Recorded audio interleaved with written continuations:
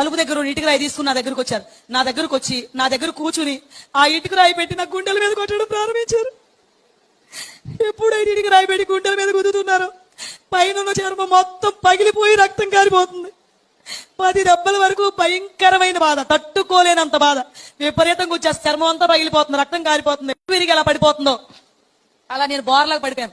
ఎప్పుడైతే నేను బోర్లాగా పడిపోయానో ఆయనకి ఎంత బలం ఉంది, అంత బలంతో ఒకే ఒక్క దెబ్బ వేశారంటే అది వేడి వెన్ను పోసుకు అడ్డంగా దిగిపోయింది గోడలు. నిజంగా మన దేవుడు గొప్పవాడు కనుక నన్ను బ్రతికించాడు, కానీ లేకపోతే వెన్నుపోసు 2 ముక్కలైపోవాల్సింది.